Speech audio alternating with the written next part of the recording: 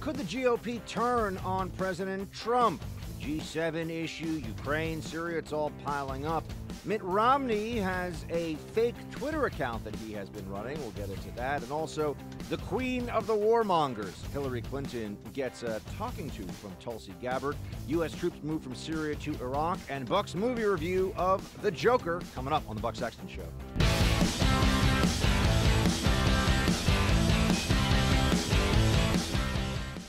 Welcome to the Buck Sexton Show, everybody. Fantastic Monday. Thank you so much for being here with me.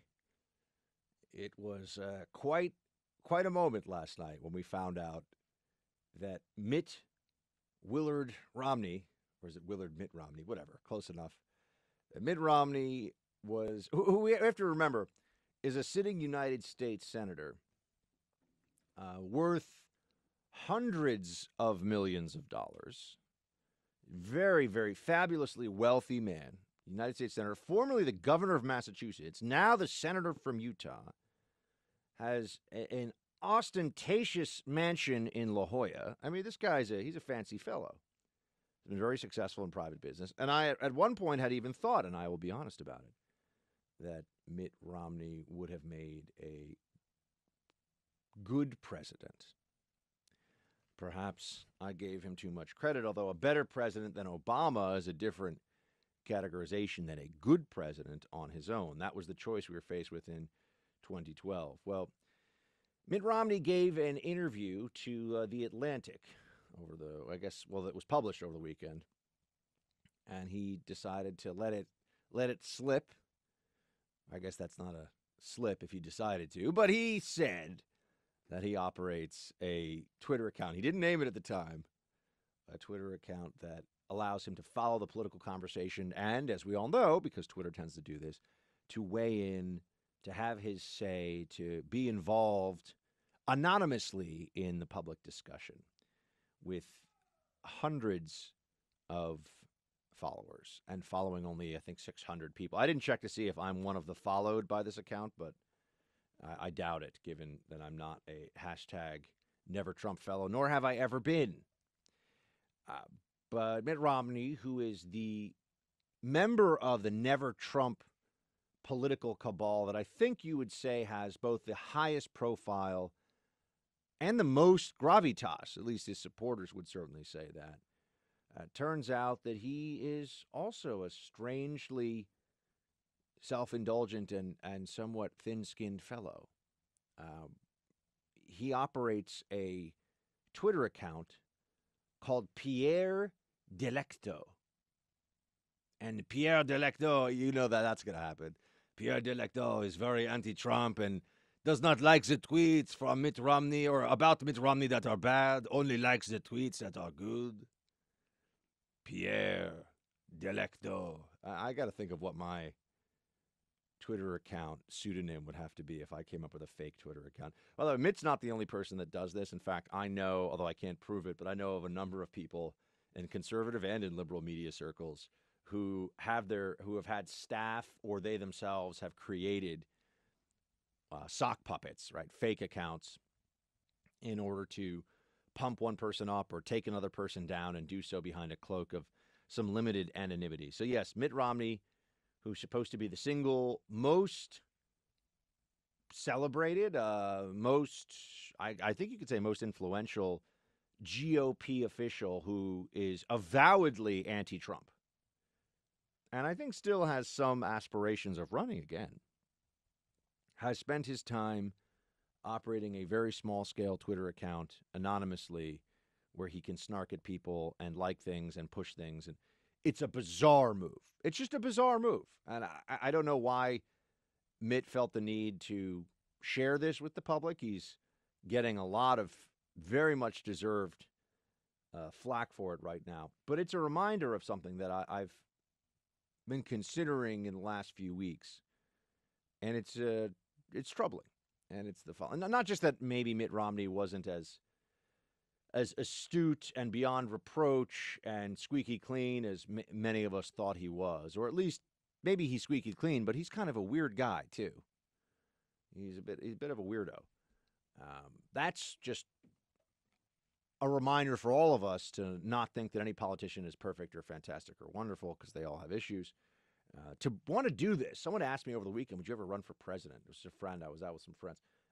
No, I would not. To want to do this, it requires a very special mindset, I think, and a sense of one's tremendous importance. You have to have an ego that is the size of Mount Olympus. You have to be somebody who really thinks that you're important to the future of this country. And look, some people are really important in the future of this country, but you got to believe it even if you're not in the early stages.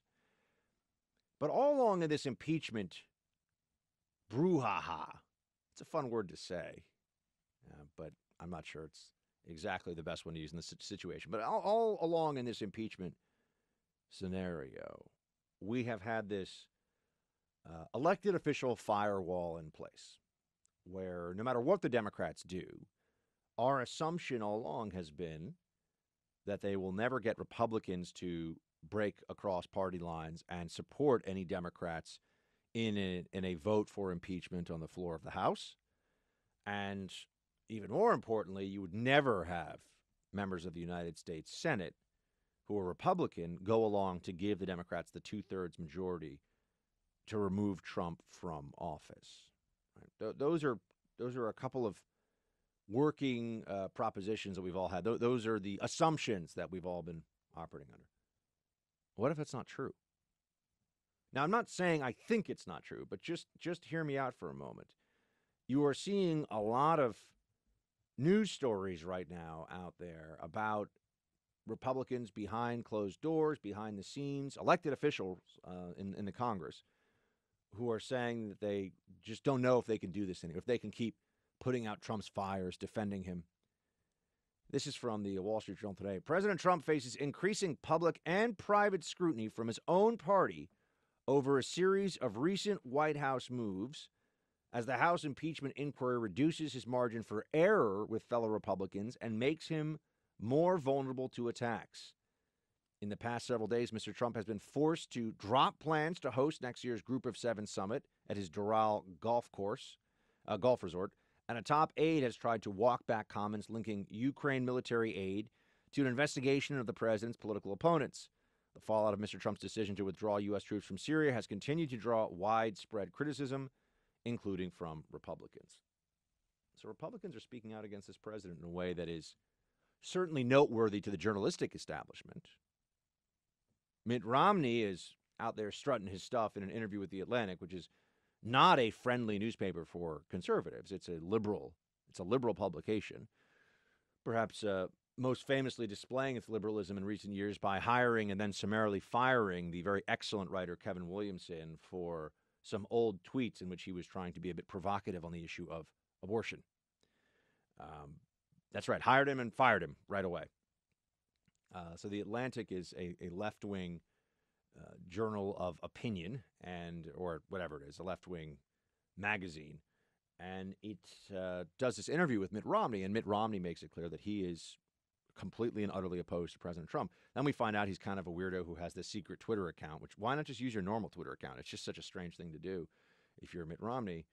Then you have Chris Wallace over the weekend, who seems to be making more and more of a name for himself by holding this administration to account, by asking questions that I have to say, I haven't seen him. I think his framing of questions is sometimes unfair to the administration, but I haven't seen him ask any questions that were inherently biased or unfair. He hasn't pulled an Anderson Cooper, for example, who at the last debate said that there are these unfounded allegations against Hunter Biden who did nothing wrong. Thanks, Anderson Cooper, editorial writer who pretends to be an objective journalist.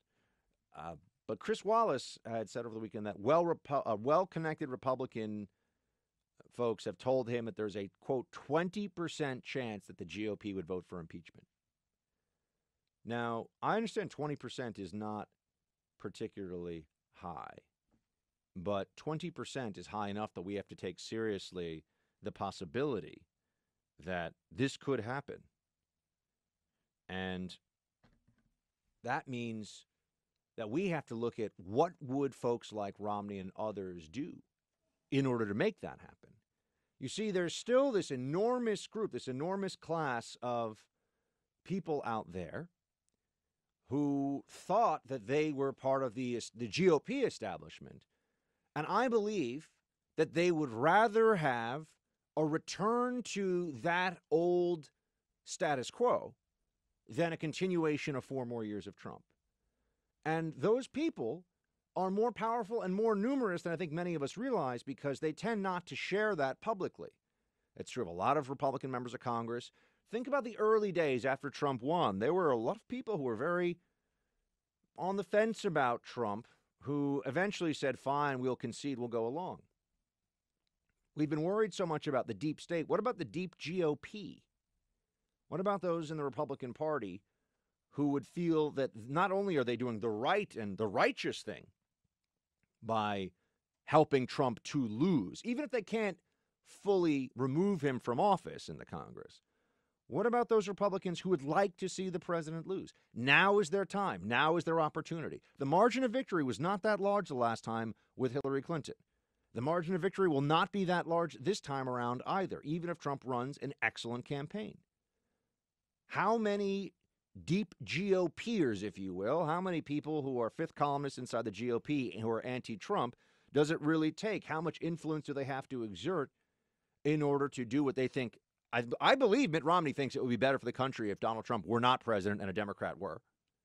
And it would mean that Mitt Romney and others like him would all of a sudden be in that position again of dominance in their own party, and they could justify all this in their minds by saying, well, at least now all has been restored for a future presidency that will be in keeping with our ideals and our conservative values.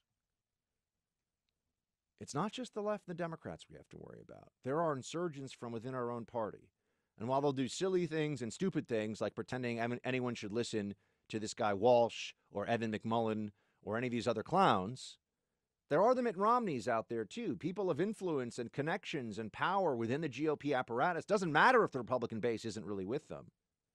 Would they be willing to make common cause behind the scenes or perhaps out in the open in order to subvert a Trump reelection effort?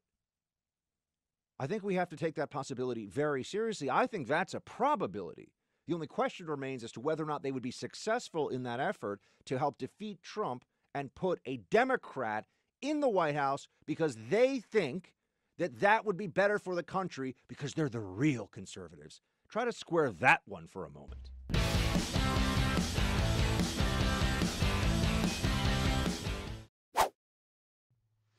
So what kind of stuff exactly is Mitt Romney saying that makes me think that he could conceivably be part of a movement, whether behind the scenes or it'll be partially in the open? It's just a question of how much of it is out for all the American people to see. What kind of things did he say? Well, here's what he said in this Atlantic interview that I was telling you about. Quote, Romney told me that he does not have an abstract definition of high crimes and misdemeanors, and that when it comes to identifying impeachable acts, he follows Supreme Court Justice Potter Stewart's famous standard for defining hardcore porn. I'll know it when I see it. Asked if he's seen it yet, Romney told me that he'll make up his mind once he hears all the evidence at the trial. At this stage, I am strenuously avoiding trying to make any judgment. After all, Mitt Romney said, the president will not be the president forever. You don't say. Folks, there's a very strong element within the GOP, within the Republican Party, that is definitely rooting for Trump to lose in this election. Now, remember, separate out for a moment support, and especially when people are asked publicly, oh, do you support Trump in the GOP? Of course they do, because he's the leader of the Republican Party right now. So that's the polls are irrelevant to what I'm talking about. And the public support is irrelevant, too. In fact, many people within the GOP apparatus still look on Trump supporters with disdain. They think that they don't really understand what they should have done the last time around, which was probably vote for Cruz or Rubio. I mean, if someone says Kasich, I just can't even take them seriously anymore. I don't even think Kasich would vote for Kasich. Well, that's not true. He's a megalomaniac. But point here being that there are still many people in positions of authority within the GOP who have bent the knee in public. They've decided that they would accept Trump for the time being, but they're still looking for a return to the old norm. They're still looking for some other dynasty. You know, you haven't heard much from the Bushes. That'll be interesting. If you hear again from the Jeb crew, or there's like a lot of Bushes all over the place. I don't even know who all of them are. But there are people that really want to return to that dynastic GOP future. Mitt Romney, I think, still believes that he would be a fantastic president. He would have been, I think he would be better than Obama, fine, but it's not saying all that much. And I think as we see this impeachment situation playing out, that you already have some cracks among people in the GOP. I don't have problems discussing Trump's Syria decision. I'm not saying that everything about it has gone perfectly or that there aren't casualties and bad things haven't happened, but I don't see this as indefensible. The G7 Doral thing, all right. I mean, Trump has some idiosyncrasies, man. I mean, he does some things sometimes. You're like, does he really have to do that? This isn't a big deal. This isn't something that people should be. If it wasn't Trump, I don't think anybody would be quite so upset. But because it is Trump, it's viewed as a terrible and egregious violation. Once again, we're hearing about the emoluments clause. Oh, the emoluments clause. But then the Ukraine issue as well. People are having so much trouble defending this. I mean, Mick Mulvaney was, I understood what he was saying, which is that quid pro quos happen in foreign policy all the time. Looking at corruption in Ukraine was part of a consideration of a foreign policy decision that that would have been a quid pro quo, but illicitly pressuring specifically the investigation of pushing forward an investigation of Hunter Biden and digging up dirt and making things up, which is what everyone's been saying about this. That's not what happened. These are different things. Looking at the 2016 election, the DNC server, that's completely legitimate. The ongoing investigation by the DOJ, that's legitimate, including for a quid pro quo with Ukraine to say, hey, you guys have to look into this because we got military aid coming, but we need you to look into this. To say, oh, also, you've got to start a whole investigation of Hunter Biden, push forward with it if there's no evidence, make stuff up. And if you don't do that, we'll take away aid. That's not what happened, but that's what they're trying to convince people happened. And Republicans are running scared from this one because they have their own, in many cases, re-elections to think about. And everybody in politics, my friend, ultimately, in America, people are mercenaries. Don't ever forget it. A lot of these politicians talk about party and principle, and they're really just thinking about their donor networks and re-election, including people that say they support Trump but really want to see him lose.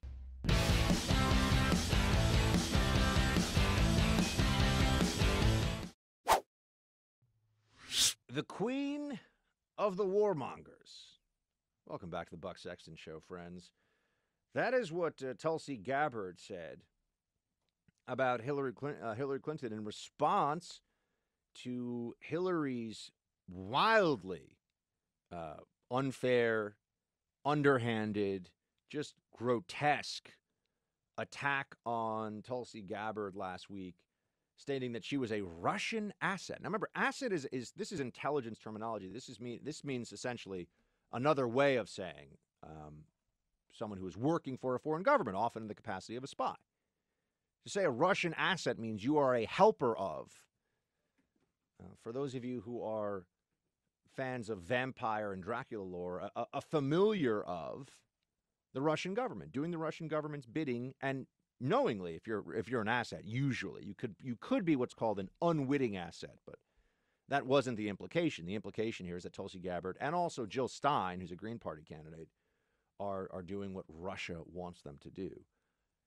It is stunning how much Democrats have made it a matter of course now to accuse people of pro-Russia treason just because they don't like them. And this is a horrible accusation. Do you imagine? A terrible accusation to make in somebody. I mean, I remember when to say that Barack Obama was a socialist, which he really was. I mean, he's a democratic socialist. He's a socialist with some guardrails in place, perhaps, but he's a socialist. But to say that he was a socialist was denounced as being somehow racist. And you would just say, well, hold on, one has nothing to do with the other. It was a racist allegation, though, to say that Obama was a socialist, even though he clearly was, in fact, a socialist. The Democratic Party has gotten much more socialist. But now it's normalized. I like to steal that term from the leftists. It has been normalized for the Democratic Party to run around calling anyone who does not fall in line with the Democrat establishment and the aims of the Democratic Party as a pro-Russia traitor to the United States. Remember, treason is something that is mentioned in the Constitution, listed in the Constitution along with piracy and counterfeiting, the only crimes listed in the Constitution. And treason can be punishable by death. Betrayal of your country is one of the most serious crimes that any state can choose to punish. And yet this is thrown around now recklessly. And by people, including Hillary Clinton, who won the popular vote last time around and was almost president. She'll say this, and where are all the Democratic voices that pretend to care about civility, that say that Donald Trump is tearing us apart at our foundations? You have Hillary, the most for-sale, corrupt politician of her generation, perhaps second only to Bill Clinton, her husband, who she was an enabler of in his worst predilections. You have Hillary Clinton now calling out Tulsi Gabbard, who actually has served her country and done a whole lot more in terms of real public service than Hillary Clinton ever did. Hillary Clinton served Hillary Clinton, always. The Clinton Foundation was a, quote, charity that was serving the Clintons. These people, the Clintons, are utterly shameless. Without shame of any kind. You cannot shame them. It is not possible. They are impervious, invulnerable to embarrassment and shame. And yet she casts aspersions on Tulsi Gabbard's character. Now, I want to note, because there are a lot of conservatives, including me, who are being quite favorable to Tulsi these days, saying things like, well, she's the best of the Democrats. And Tulsi Gabbard is a progressive. She's a pretty far left on policy, but she's not a totally doctrinaire leftist, and she does not give the impression of hating Trump voters, but she does hate Donald Trump and says terrible things about him. So we don't want this to cross over and, oh, Tulsi's amazing. Maybe she could be Donald Trump's running mate or something. That's never going to happen. She absolutely despises Donald Trump. She believes in climate change the way that other crazy people believe in climate change. There's a lot of things about Tulsi Gabbard that are deeply problematic. But do I think she's a pro-Russia? I think she has some bad ideas. Do I think she's a bad person? No. Do I think that she is someone who has sold out her country? Remember, this is Democrat on Democrat violence, my friends. This is Democrats going after each other. And where are all the voices? Where are all the people calling this out in the Democratic Party? I think that they're still afraid of you-know-who. Hello? She's still waiting in the wings, just waiting to come back, to be the great unifier. She's already lost twice running for president. Why not make it a third? Certainly her donor networks and the people, the connections that she has within the Democratic establishment are formidable enough that there are many people who get very tongue-tied and very, iffy on defending her. The good news is that Tulsi Gabbard herself had no such problem, and here is what she had to say about Madame Secretary. As much as Hillary Clinton would love for me to run as an independent or a third-party candidate, I am not entertaining that. I will not do that. I am a Democrat. I am running for the Democratic nomination in this country to take back our Democratic Party away from this warmongering, corrupt establishment and return it to the hands of the people so that our party can truly be the party of, by, and for the people, fighting every single day for peace, for the well-being of our people, and to protect our planet. She's like, Hillary is just way out of line. Hillary is way out of line. She's saying that she is a Democrat. And I would just note that some of the favorite candidates of the Democrat media are polling behind Tulsi Gabbard in some places. But why is there such a revulsion? I mean, this really goes to the core. Why do we care? Other than the fact there's a lot of hypocrisy here. Hillary Clinton can say stuff like this, and a lot of Democrats who are, oh, Trump is so mean. Look at his mean tweets. They won't say anything about it. They'll just let it go. So what else matters to us about this other than the hypocrisy? Oh, wait, before we get to what matters, Producer Mark, can we just play MSNBC I was pretty sure MSNBC should be considered a Hillary Clinton pack because that's what they did in the last election. I mean, they could not be more in the tank for Hillary Clinton over there. It's very obvious. Even more so for Hillary than, say, for Bernie. I mean, they're really, and that was true at CNN as well. All these people at these networks are establishmentarian Democrats. They're apparatus Democrats. They want to be where the power, the money, the fancy cocktail parties, and the big book contracts are. And that wasn't, at least in the last cycle, with Bernie, although I think that's shifting a little bit now. That was with Hillary. But they'll say things on MSNBC, for example, like this. Play 2. One thing that was interesting about Tulsi Gabbard's response, I mean, she went after Hillary Clinton. She was strong. She said that she wasn't going to run as a third-party candidate. She never denied being a Russian asset. That was the one aspect that was missing from her response, which you think that would be the first, in the first line or two. It was not there. When Hillary Clinton says there's a Russian asset, doesn't say anybody's name, and Tulsi Gabbard goes, "How dare you call me a Russian asset?" Right. I mean, this is... But wait, but to Kimberly's point, she didn't say She didn't even say she wasn't. She said it was a was Russian no asset. denial. To your point, Hillary Clinton didn't name names, Right. but there's Congresswoman Gabbard going like, me. Right. No, she did name names. I guess they just went on and did a segment and didn't know what they're talking about there at MSNBC. She named her. It was very clear. Very, very clear that, she named Jill Stein. Very clear who she's referring to when she's talking about the Russian asset. I mean, there's no surprise here. But the even dumber part of this is why should she have to say that she's not a Russian asset? What's the evidence that she is a Russian asset? I mean, I think Hillary Clinton is, a space lizard from the planet Klepton. Instead of Krypton, it's Klepton because klepto means steal. And, prove to me, Hillary, that you're not a space amphibian. Or did I say space lizard? Either one. She didn't deny it. I mean, how stupid can people on television be? But this is what anything that helps Hillary out, anything that goes forward is considered just fine because she still is the connected one.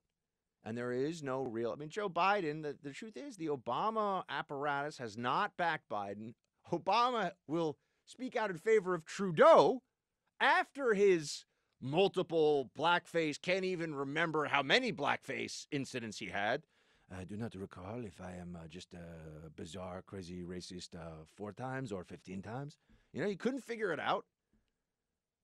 And then, but with Biden, when Biden was essentially being called out for racism by Kamala Harris, one of the early debates over the busing issue, which is far more complicated than people think, and far more important lesson about central planning, especially as it involves social justice in this country. But, the nuances there get lost and, if you oppose busing, you're a racist. Well, that's interesting because as I've discussed on this show before, there are a lot of minority families, a lot of people directly affected by busing who were supposed to be helped by busing who hated it, who felt like it was ruining their childhoods, ruining their lives. But, big people in the government don't care about that. They just do what makes them feel like they're the good people. That's what Democrats do. Doesn't matter. They want to help you. That's what matters. If it doesn't help you, too bad. It's the want that matters. But Obama wouldn't speak out in favor of Biden. Wouldn't say, hey, this guy was my vice president for 8 years. He's not a racist. Can the Democrats stop being crazy for a second? So that's why the Hillary network, the Hillary cabal, the Hillary squad still has this kind of resonance where what Hillary said is outrageous. It's completely outrageous. And yet, where are the voices denouncing it? We'll get to some of that.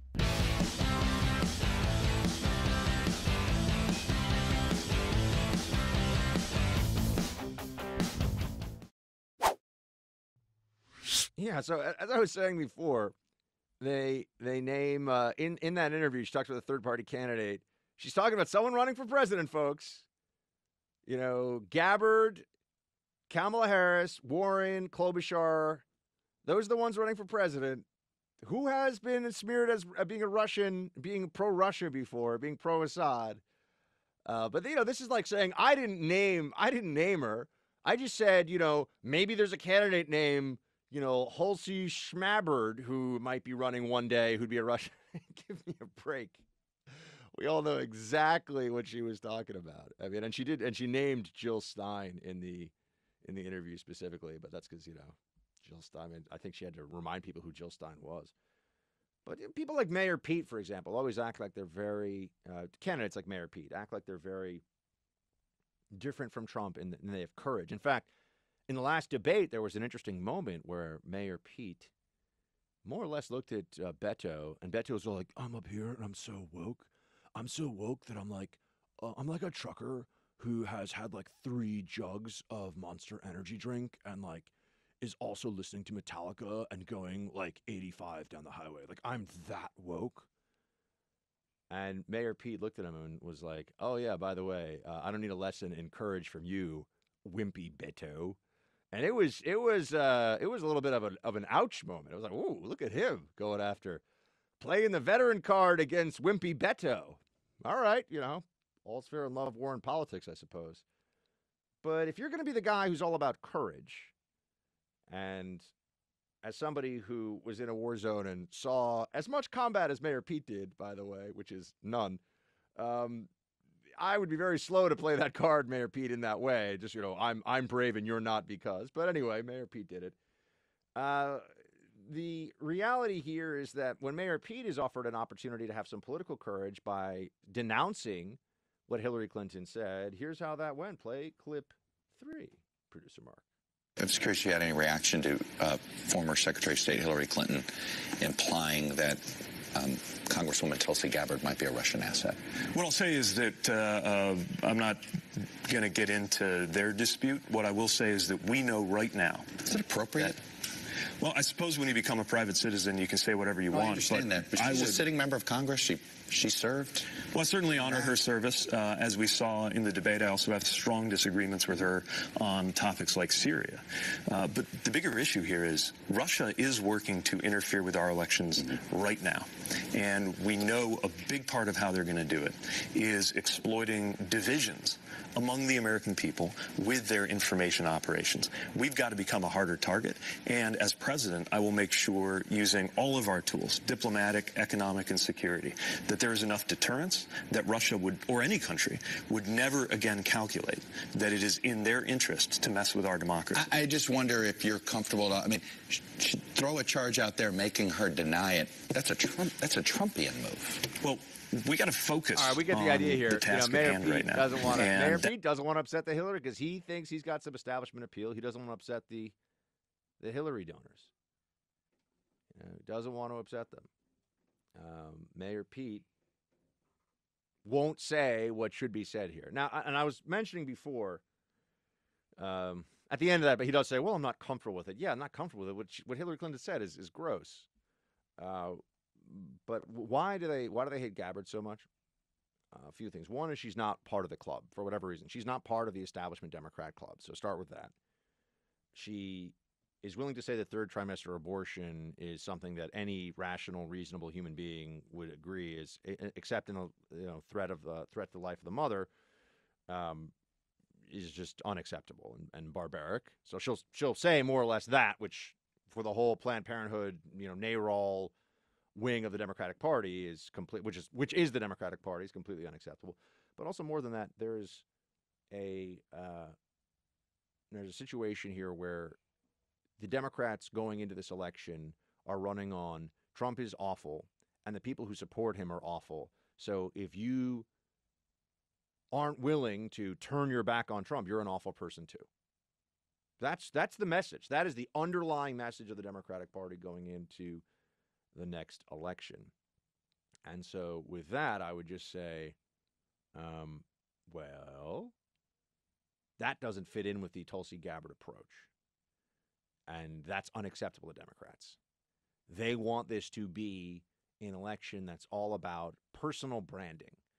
When you go into that polling place, when you go in to cast your vote, are you going to be intimidated by the left-wing dominance in the media and the academy and all these other places when they tell you that the good people will vote for the Democrat or not? And if you're willing to make this about policy and about who's done a good job of running the country and who's got crazy ideas, that won't benefit the Democrats. That will be a problem for them. And so that's why I think they hate anyone who muddies up and messes up that message a little bit. And I believe that Tulsi Gabbard falls into that category. Anyway, enough Tulsi talk for today, but the queen of warmongers, she called Hillary Clinton. I kind of liked it. I think that's got a nice ring to it. And the queen of kleptocrats for Hillary, too. I'll throw that one in there.